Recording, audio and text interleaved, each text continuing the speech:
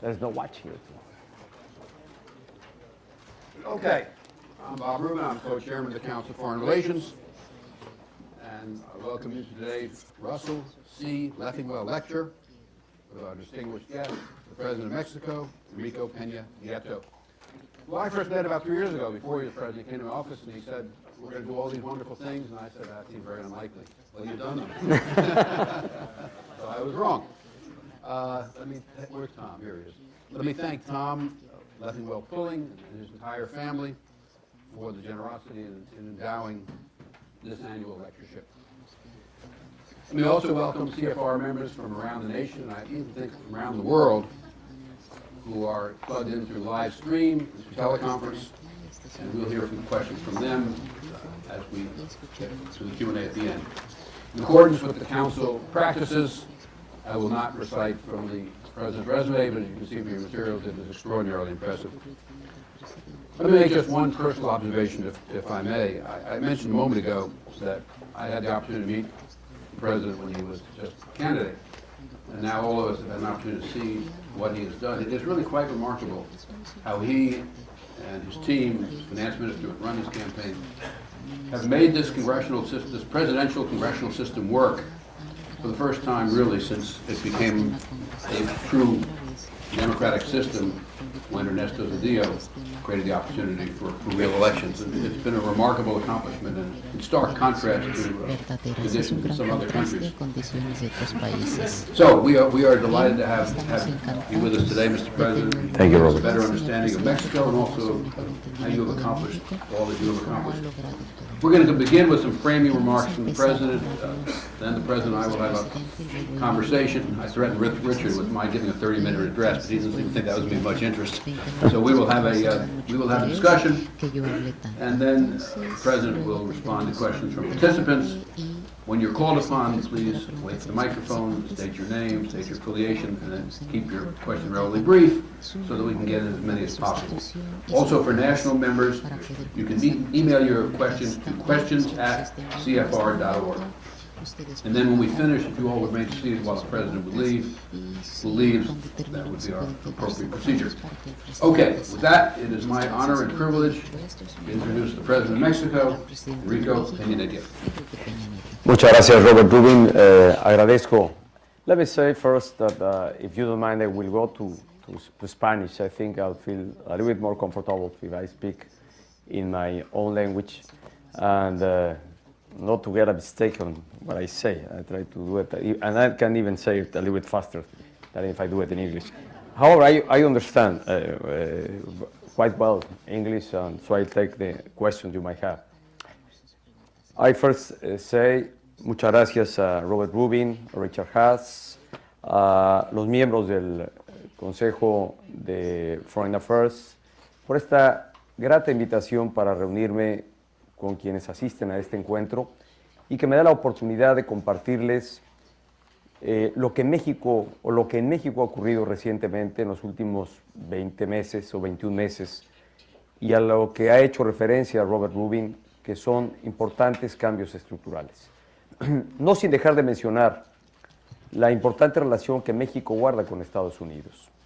Somos, antes del NAFTA y después del NAFTA, una relación, la que guarda México con Estados Unidos y Estados Unidos con México, muy intensa, con un comercio creciente y con intercambios en distintos campos, que además hemos venido ampliando a partir del diálogo que nuestro gobierno ha tenido con el gobierno del presidente Obama para impulsar el intercambio escolar, revisar temas de seguridad, mejorar la infraestructura en la frontera, en la que sin duda es la frontera más ocupada del mundo, con casi 1 millón de cruces legales todos los días, más de 300,000 vehículos cruzando la frontera, con un intercambio comercial de prácticamente $1 millón por minuto, y siendo México el tercer socio comercial más importante de los Estados Unidos, el segundo destino de sus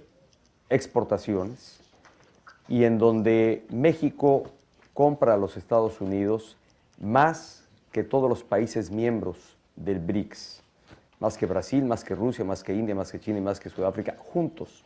Esa es la importancia que tiene México para Estados Unidos y por igual lo tiene para México Estados Unidos al ser sin duda el destino más importante de nuestras exportaciones. Aunado a todo ello, México es un país con estabilidad política desde hace ya varias décadas.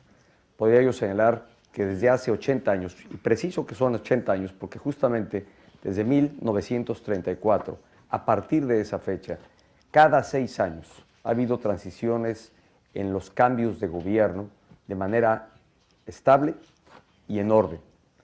Y no muchos países de varias regiones del mundo pueden preciarse de ello. México ha tenido esta condición y sin duda nos da una gran fortaleza. Y hay que reconocer algo más. En los últimos años, en los últimos 20 años, hemos avanzado de manera muy significativa en la consolidación de nuestra democracia, que ha hecho de México un país plural, un país diverso, y nos ha llevado a tener en el Congreso, en referencia a lo que decía Robert Rubin, un Congreso muy plural y en la que ningún partido político por sí solo tiene mayoría.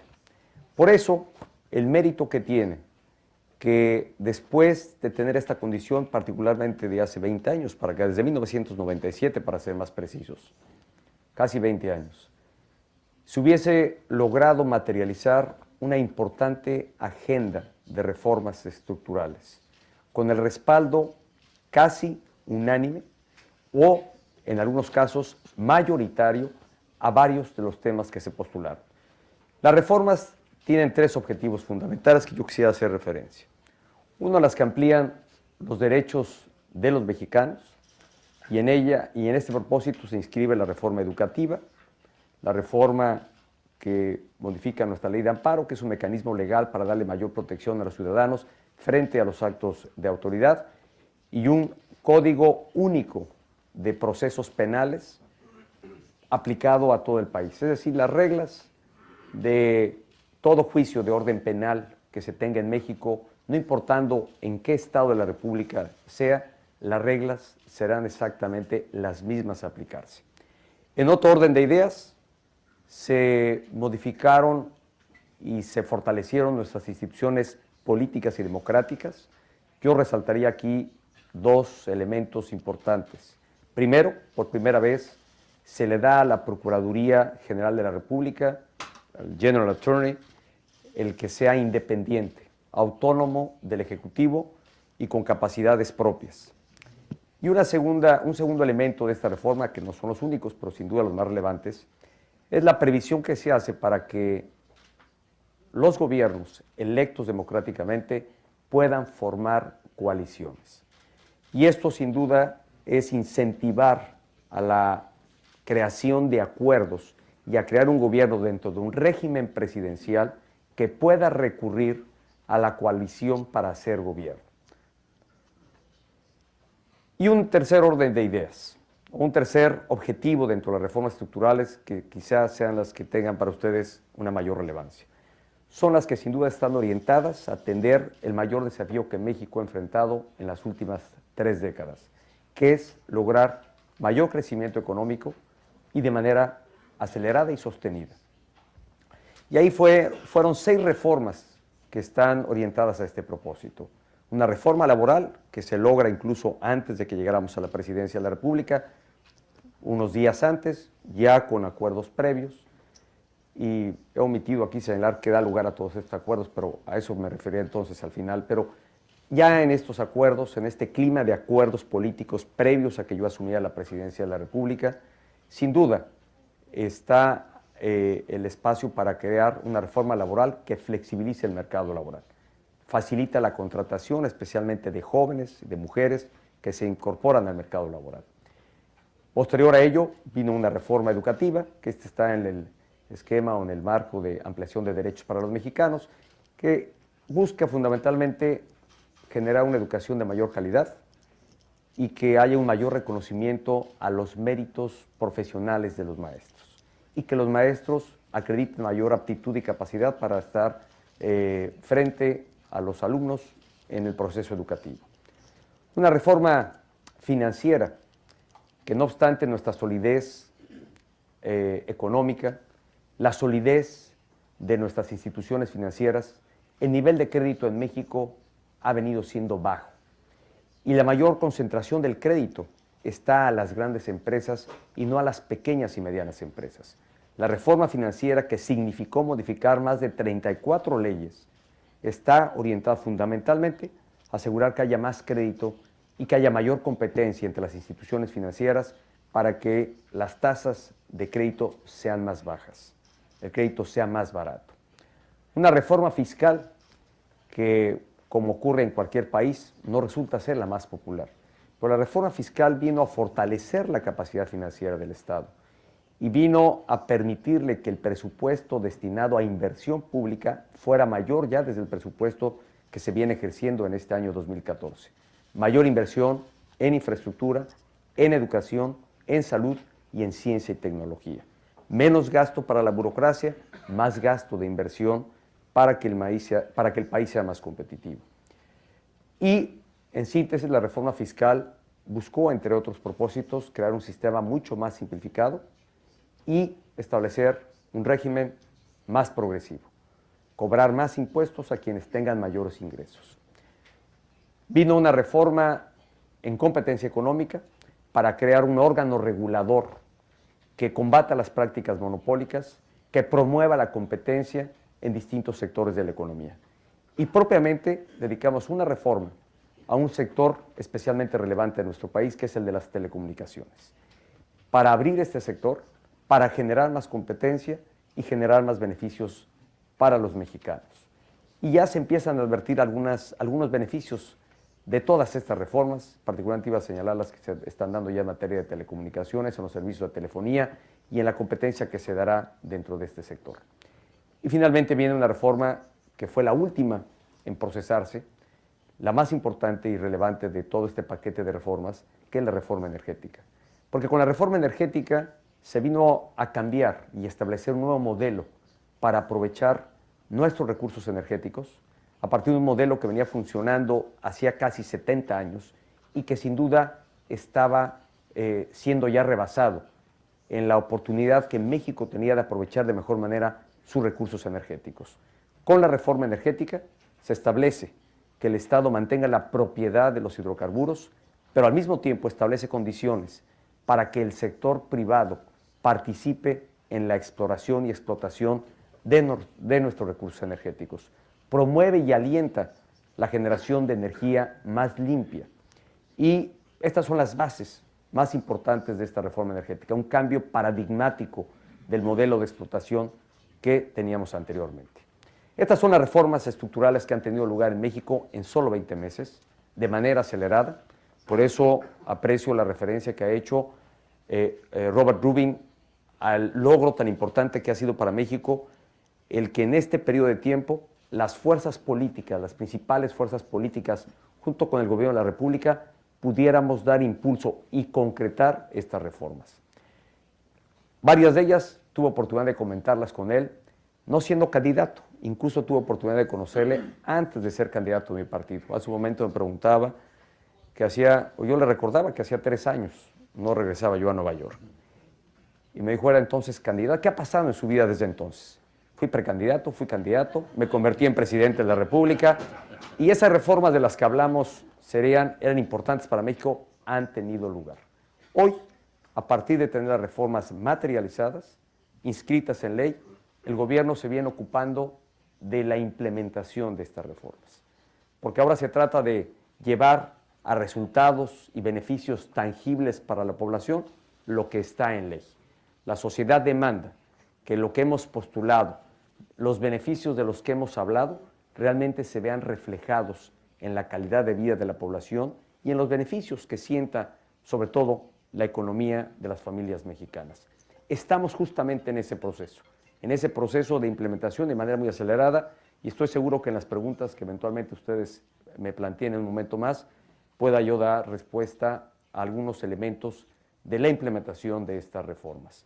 Y por otro lado, el gobierno ha venido trabajando desde el inicio de la administración en un ambicioso plan para ampliar la infraestructura del país en materia de carreteras, de autopistas, de puertos, de aeropuertos, de líneas ferroviarias, que son proyectos muy ambiciosos y en los que ya estamos trabajando, proyectos que demandarán, estimamos, una inversión superior a los 500,000 millones de dólares y en los que sin duda se abren espacios de participación al sector privado para el desarrollo de estos proyectos.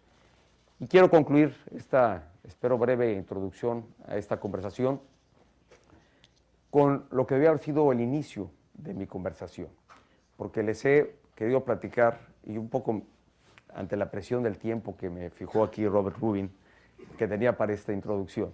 Por eso omití señalar lo más importante. ¿Qué hizo posible que tuviéramos todas estas reformas? Seguramente escucharon ustedes del Pacto por México. Y fue un pacto, un acuerdo que se fraguó en el periodo de la transición, que en el caso de México es una transición muy larga, la que se da entre la fecha de la elección y el tiempo en el que el presidente asume su mandato. Pasan 5 meses, de julio a diciembre. Esto habrá de cambiar en las futuras elecciones por consecuencia de la reforma política en un periodo más corto de 3 meses. Pero en este periodo de 5 meses se fraguó este Pacto por México que hizo posible que al día siguiente, el día 2 de diciembre, firmáramos entre las principales fuerzas políticas y el gobierno de la República este gran acuerdo. ¿Y qué lo hace distinto, quizá, o qué característica importante tiene este acuerdo? No solo fue una señal de buena voluntad o una manifestación de voluntad por construir acuerdos, sino fue un acuerdo que estableció una agenda sobre los temas que era importante abordar, impulsar reformas y hacer cambios estructurales. Más allá de las visiones y de la visión de cada partido, se definió con toda claridad y se le dio contenido al acuerdo que hicimos.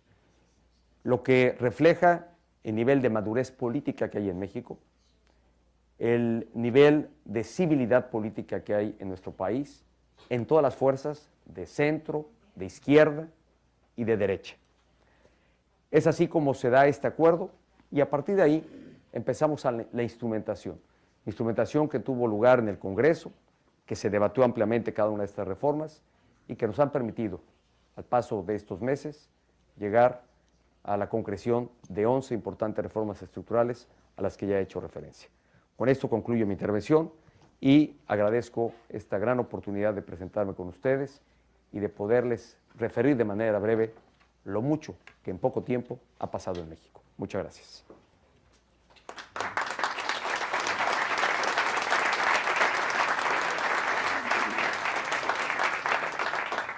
Let me start, if I may, with this question, Mr. President. I first got involved in Mexico about 25 years ago, and I remember meeting business people and political people and thinking that they were just extraordinarily impressive, and I've had the feeling ever since that Mexico at some point would take off, but there was a lot that needed to be done. You've now done a lot of what needed to be done, albeit not all of it. As you look forward, and yet you don't have growth yet. I thought when these reforms were enacted, it might well create the kind of confidence that would spur growth. So I question, well, two related questions. One is, now that you've done all this, when do you think the effects are likely to begin to show in terms of actual growth? And secondly, what are the risks to growth that you think are greatest? In that respect, let me pose two particularly. You still have, I think, about a 35% poverty rate or something like that, and an enormous inequality. It's always seemed to me that it was going to be hard to get sustained growth without being more effective in addressing that. And then, of course, you have the issues around law enforcement and the like, which are on everybody's mind. But I must say, having said that, I think there's a tremendous, I know, because I live in this little world of financial people, tremendous confidence in what you've done, and a tremendous amount of interest in Mexico. Muchas gracias. Yo creo que las reformas precisamente son respuesta a la necesidad de México de lograr un mayor crecimiento económico. El gran desafío en materia económica de nuestro país y en materia social es el no haber alcanzado una tasa de crecimiento mayor a la que se ha registrado en los últimos 30 años. Una tasa promedio de 2.6% en todo este periodo, que si bien es un crecimiento positivo, a todas luces insuficiente para asegurar mayor desarrollo social y sobre todo para asegurar calidad de vida para los mexicanos. Por eso las reformas. Hoy advertimos ya señales de un mayor crecimiento de nuestra economía. El año pasado, de acuerdo a datos del Instituto Autónomo que genera la estadística, que es INEGI en México, el crecimiento de nuestro país fue de 1.4%, muy por debajo de lo que hubiésemos deseado. Y más allá de las varias razones que hemos expuesto de por qué ocurrió así, este año la previsión de crecimiento económico para el cierre de año es de 2.7%. Y las estadísticas sobre el crecimiento de nuestra industria, de los empleos, de nuestras exportaciones, nos muestran y nos dan optimismo de que vamos a lograr este objetivo. La previsión que hacemos para el año entrante es de 3.7% a partir justamente de estas bases que se han sentado y sobre todo con el impulso que las propias reformas estén dando a nuestra economía. Es muy claro que la implementación de las reformas no ocurrirá de la noche a la mañana y que los efectos de las mismas tampoco van a dejarse sentir de manera tan acelerada. Varios de los beneficios de estas reformas se empiezan a sentir, se empiezan a percibirse, pero tomará todavía algún tiempo que el impacto se vea claramente reflejado en el crecimiento de nuestra economía. Ya a partir de ahora, a partir del año entrante y en los años subsecuentes, estimamos que nuestro crecimiento económico será mayor y más acelerado, y así lo proyectan los analistas financieros que hacen revisión y conocen a profundidad la condición económica de México. En el tema de la pobreza, Robert, la gran pregunta es, ¿qué nos hará lograr menor pobreza y combatir de raíz realmente esta condición de nuestra sociedad?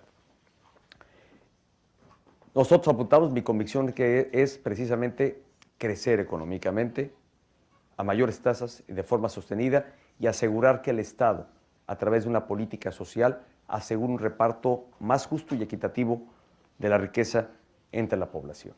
Pero si no logramos crecimiento económico, no hay política social que sea suficiente para lograr revertir las condiciones de pobreza y de marginación de distintos sectores de la sociedad.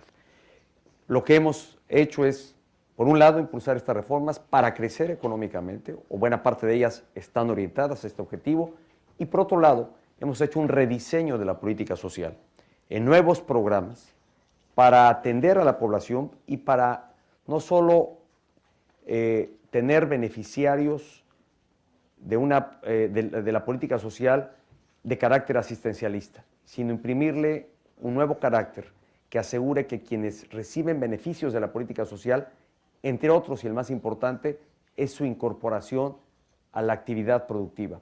Y para que eso ocurra realmente y plenamente, necesitamos tener un mayor crecimiento económico.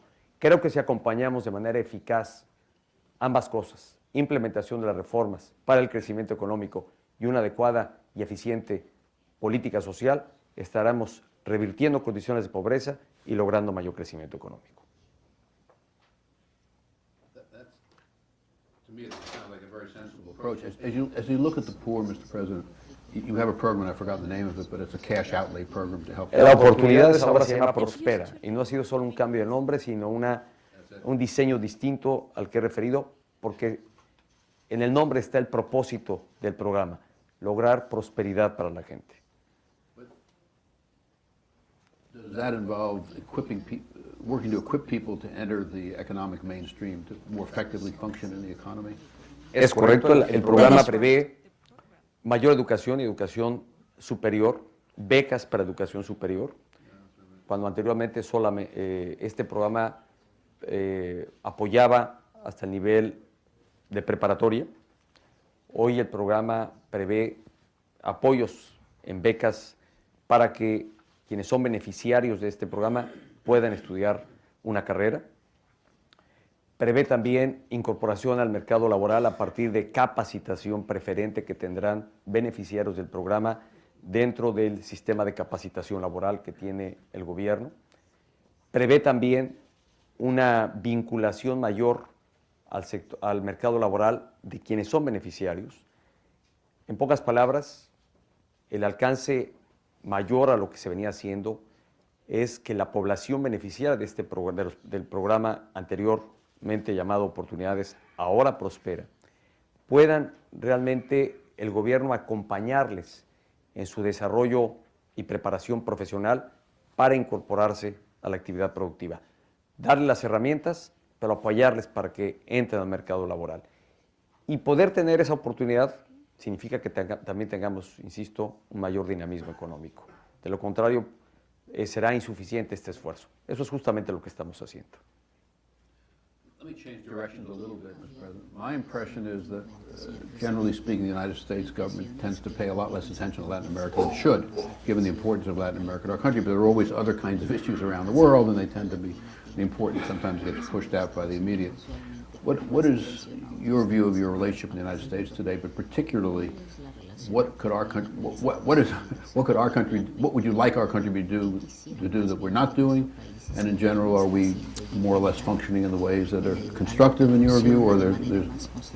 Yo creo en primer lugar que la relación que hoy tiene el gobierno de México con el gobierno de los Estados Unidos pasa por un muy buen momento. Ha sido un espacio constructivo, hemos diversificado nuestra agenda de colaboración y no solo enfocarla al tema de la seguridad pública, en donde tenemos cooperación, sino hoy abarcamos otros temas en el ámbito educativo, en el intercambio tecnológico, en ampliar las vías para el comercio. Hoy ampliamos y diversificamos nuestra agenda de trabajo con el gobierno de los Estados Unidos, en una relación de gran cordialidad y respeto. México, y esta es mi convicción personal, creo que México está llamado a tener este dinamismo económico, este crecimiento particularmente en el desarrollo de su industria energética, de su infraestructura, y junto con el resto de Norteamérica ser una región del mundo que realmente sea mucho más competitiva y sea más productiva. Creo que hoy el mundo se identifica precisamente por lo que impera o las condiciones que se dan en distintas regiones. Y cuando hablamos de Norteamérica, hace falta esta mayor articulación para que generemos una gran sinergia, un esfuerzo compartido para hacer de esta región una mucho más competitiva. A lo que ya es, hoy sin duda es una región, particularmente Estados Unidos, tiene grandes fortalezas, condiciones propias que le generan su propia competitividad, pero creo que si reconocemos la gran interdependencia que hay de Estados Unidos con sus vecinos, de más al norte Canadá y México al sur, son parte ya del NAFTA en términos comerciales, y la interdependencia que tenemos, mayor a la que muchos suponen, creo que pudiéramos articular y generar una mayor sinergia de esfuerzos para ocuparnos de esta región y hacer de esta una mucho más competitiva. El desarrollo que México tendrá en su industria energética sin duda le va a dar una gran competitividad que se suma a la que ya Estados Unidos ha venido logrando, especialmente en la explotación de shale gas y de tener un insumo mucho más económico que en otras partes del mundo. Y ese es allá donde yo creo que deberíamos focalizar nuestro esfuerzo. Trabajar en este clima de gran respeto, pero articulando muy bien nuestros esfuerzos y generando esta sinergia que resulte ganadora para toda Norteamérica y para cada una de sus partes. And each one of its components. Oh, I think it's a very powerful vision. Shannon O'Neill, as some of you may know, is the Council's foreign relations expert on Mexico, and is terrific. Wrote a book about a year ago, Shannon, Two Nations Indivisible, and it is basically the vision that that President Mexico just expressed. As you look forward, Mr. President, and you've asked, I presume, your Minister of Finance and others to think about not just next year but longer term, what do they think a sustainable long-term rate of growth might be for Mexico? Or perhaps they haven't gotten to the point yet where they focus on trying to project that.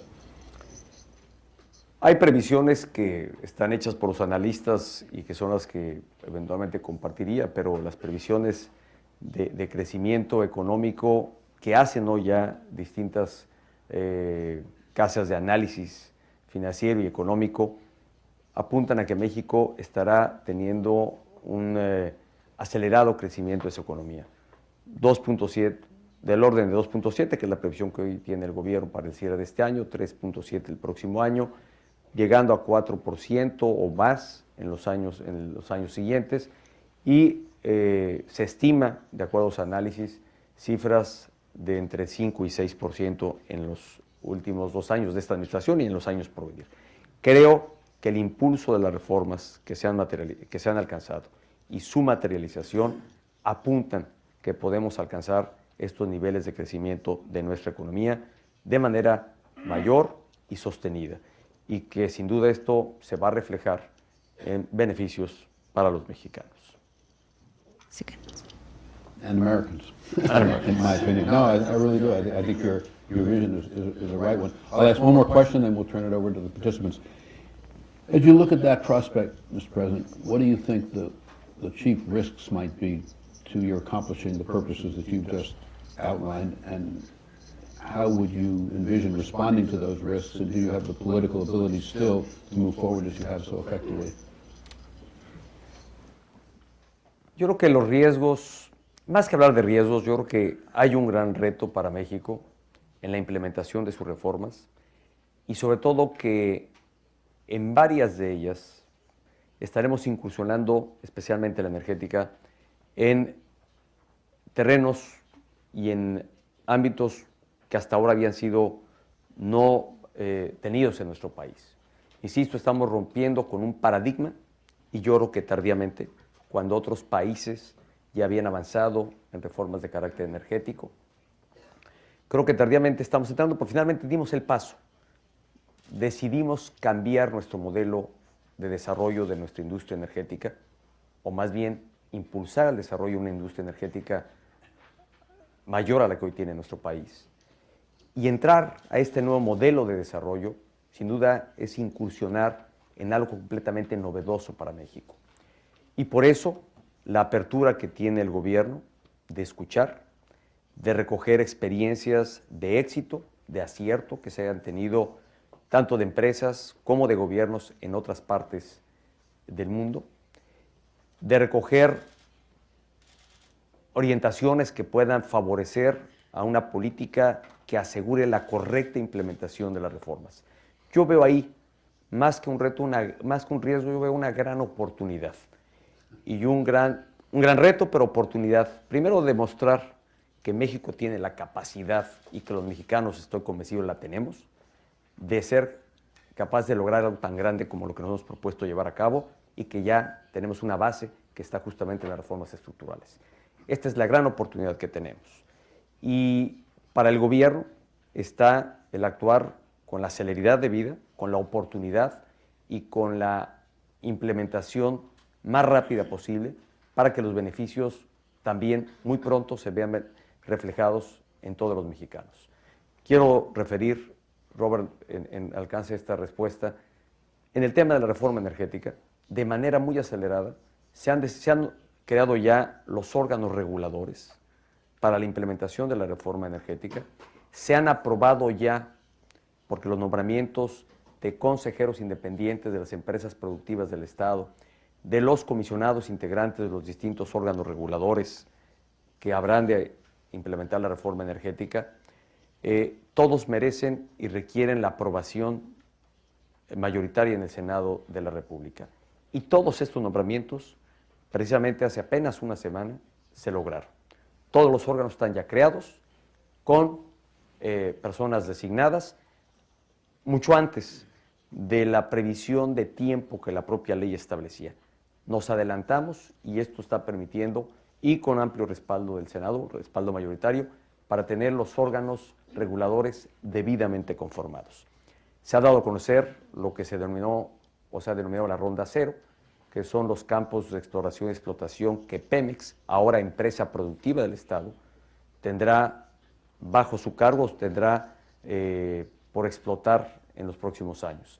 Y por otro lado, de manera preliminar se dieron a conocer campos para exploración y explotación que eventualmente se estén licitando o se habrán de licitar en términos de ley en el primer trimestre del próximo año, 2015, la ronda 1, pero anticipadamente se dieron a conocer estos campos para que el sector privado y quien esté interesado en participar en este proceso, desde ahora pueda planear, prever y conocer hacia dónde estarán llevándose las licitaciones que se realicen el próximo año. Good. President, thank you.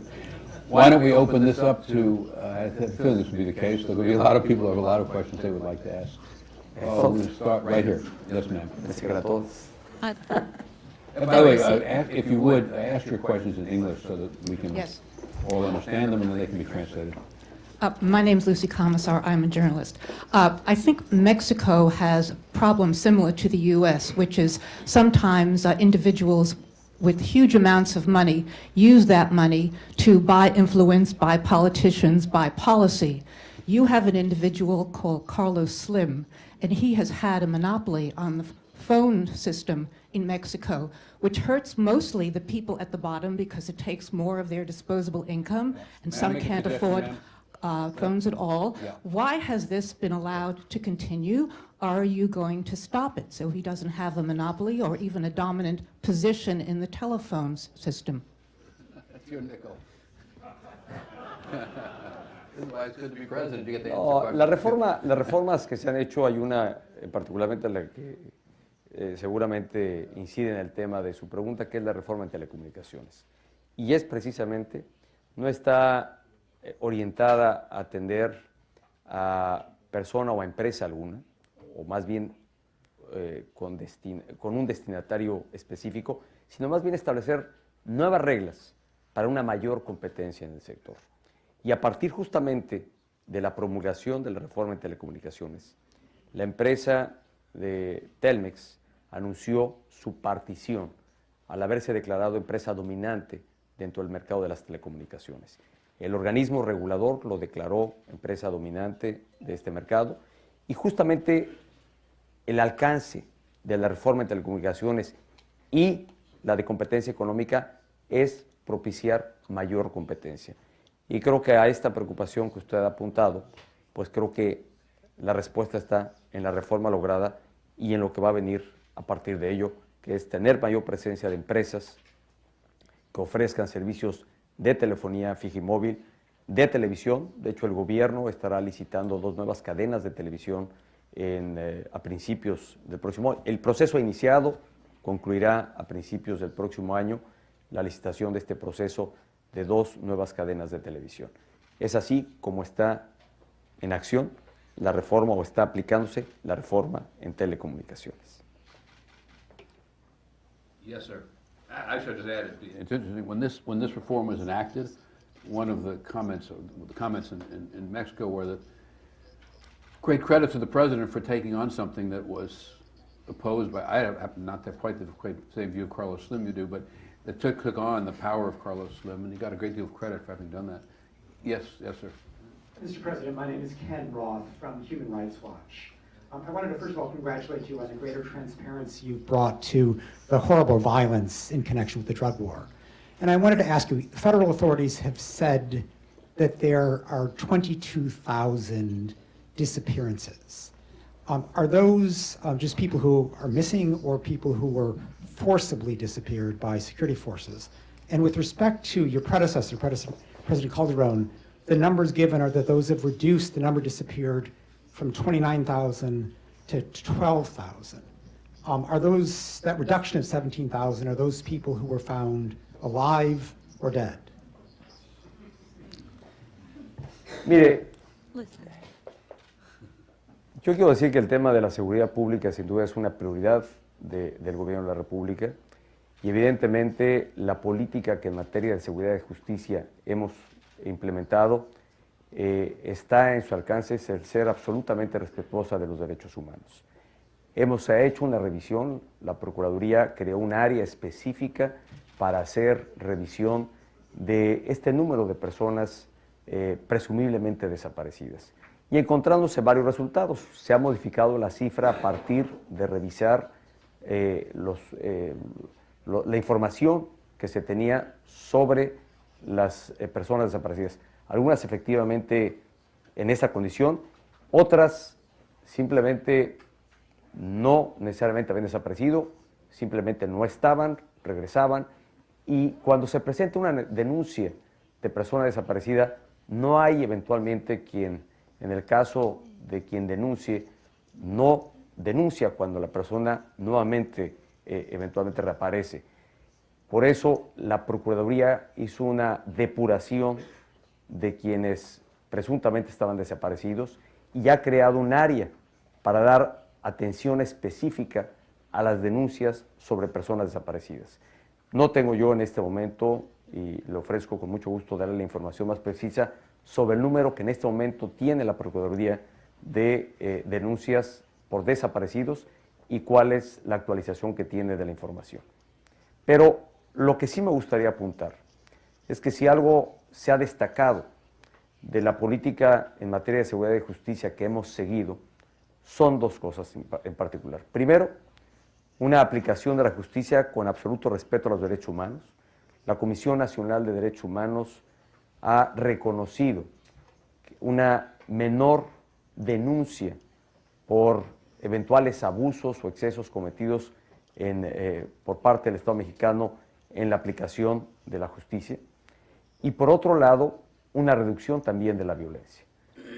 A cifras dadas a conocer en el primer semestre de este año, se aprecia, y eso incluso los más críticos lo han reconocido, una disminución de casi 29% de homicidios cometidos en todo el país en el primer semestre del 2014 con respecto a cifras del año 2012, lo cual resulta alentador y nos deja ver que la política que en materia de seguridad estamos siguiendo está dando resultados positivos y en la ruta que nos hemos propuesto de generar paz y tranquilidad en México.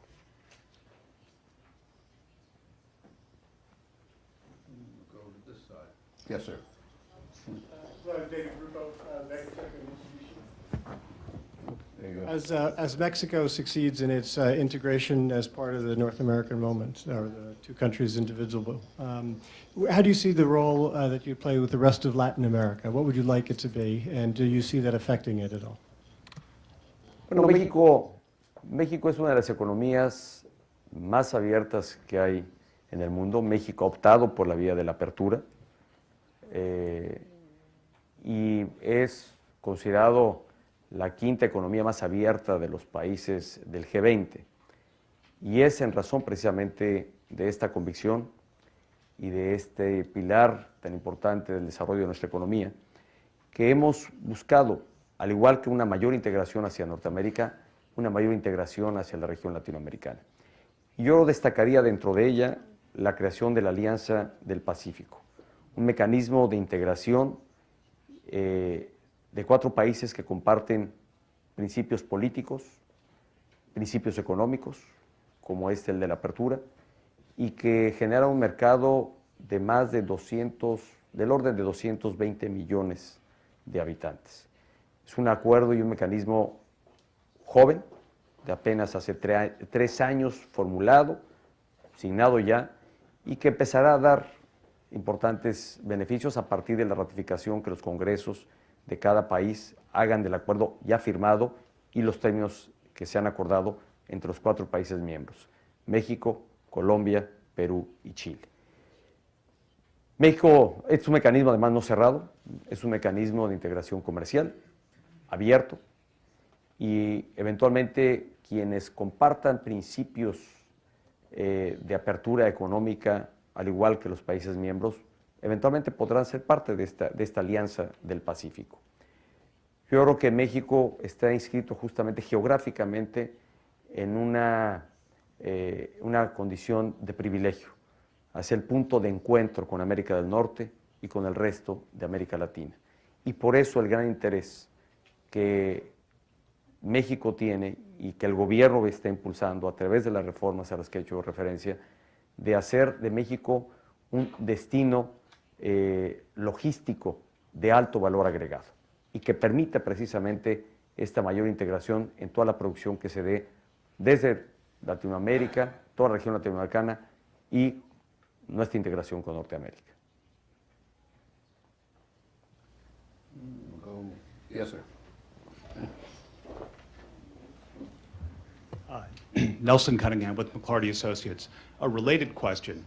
You spoke mostly about the economic principles in which Mexico could be a leader and integrate with Latin America, and certainly that is the case.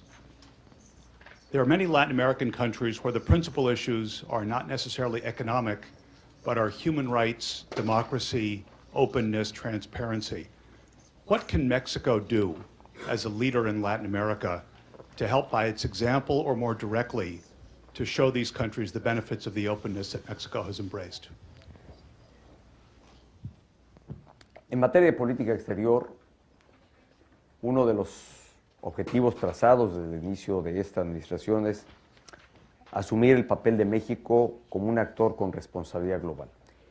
Y dentro de este objetivo está lograr una mayor presencia e integración con la región latinoamericana. Habíamos perdido un espacio de presencia y de participación. Creo que hemos recuperado mucho a partir de este mecanismo que he hecho referencia ya de la Alianza del Pacífico. Pero seguimos trabajando en aras de lograr cooperación y colaboración con otros países de Latinoamérica y del Caribe. Estamos teniendo presencia precisamente en todos estos países. Lo que México puede hacer, pues, es lograr el intercambio de las experiencias de éxito. México también se viene modernizando, viene fortaleciendo las capacidades institucionales en materia democrática, como ya hice referencia a la reforma que ha tenido lugar, en materia de transparencia, donde también, y omití mencionarla, pero fue otra de las reformas que están en alcance, la reforma política que se logró, precisamente para crear todo un sistema de transparencia. Bueno, México comparte toda esta experiencia, está más cerca y seguirá buscando mayor cercanía con todos nuestros países hermanos de la región latinoamericana y del Caribe. Hacemos una mayor sinergia con todos estos países y yo creo que esto permitirá también promover hacia esta región mayores apoyos, no solo los que México pueda lograr por sí mismo, sino los que pueda promover para promover desarrollo. Y aquí estoy pensando fundamentalmente en la región centroamericana y del Caribe, en donde la ausencia del desarrollo sin duda tiene una incidencia también en temas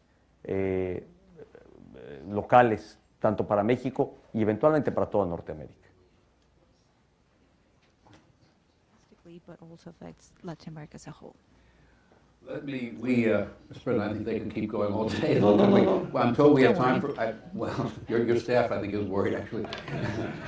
We have time for one more question. What I'm going to do is ask a question that came in from a national member from California. And his question was, in the context of what really is a remarkable set of accomplishments that you've outlined and the prospects that Mexico may realize now the potential that it has, how do you plan to deal with the question of drug cartels and crime more generally? Bueno, como le he señalado ya, la verdad es que el tema de la seguridad es una prioridad para el Estado mexicano. Hemos avanzado, he referido cifras y estadísticas que son aceptadas y reconocidas en nuestro país, incluso por los sectores más críticos y más involucrados también en el tema de seguridad, organizaciones de la sociedad civil, que han observado esta evolución en la criminalidad que se presenta en México. Yo creo que el tema de los carteles, pues es una presencia de orden transnacional, y creo que en esto debemos hacer un frente común los países con quienes compartimos información, con quienes colaboramos. Eso está ocurriendo ya en nuestra relación con los países miembros de la Alianza del Pacífico. Eso está ocurriendo ya con los países centroamericanos, particularmente con quienes hacemos frontera en la parte sur de México. Eso está ocurriendo ya también en nuestra relación con los Estados Unidos, porque estos cárteles pues operan no solo en un país, sino que realmente tienen presencia transnacional. Pero lo que es un hecho es que hemos actuado con eficiencia, y puedo decir, en lo que también es reconocido, de 122 personas identificadas como jefes de cárteles al inicio de esta administración, 88 han sido arrestados, algunos han caído abatidos, pero 88 hoy ya no son un peligro para la sociedad. Esto ha derivado también que en el desmantelamiento de estos cárteles empiece a surgir también una fragmentación de las propias organizaciones y la comisión de ciertos delitos en algunas regiones del país, hemos prestado atención específica a estas regiones, en donde eventualmente el tema de extorsiones y de secuestro tuvo un repunte, especialmente a principios de este año, lo que nos llevó a tomar definición de políticas específicas en materia de seguridad en esa región del país, y hoy hay una tendencia decreciente de la comisión de este delito. Debo reconocer que no podemos echar campanas al vuelo, no podemos decir, ni menos asumir una actitud triunfalista frente al fenómeno de la delincuencia organizada. Más bien, reafirmar la prioridad que tiene este tema para el gobierno de la República, el que seguimos avanzando en el combate al crimen organizado y que las cifras que hay hoy de violencia sin duda son alentadoras, nos dejan ver que vamos en la ruta correcta, que hay una menor violencia hoy en el país, especialmente en esas regiones que estuvieron asoladas por un clima de inseguridad mayor. A esta cifra que yo he señalado, este decrecimiento de la violencia y de los homicidios cometidos en un casi 29% en contraste con 2012, destacan estados de la frontera norte de México y sur de los Estados Unidos, en donde en algún momento se vio momentos muy críticos en materia de seguridad. Me puedo referir a Monterrey, donde los homicidios han decrecido en más de un 60%, en Ciudad Juárez, donde han decrecido más de un 50%, en Coahuila,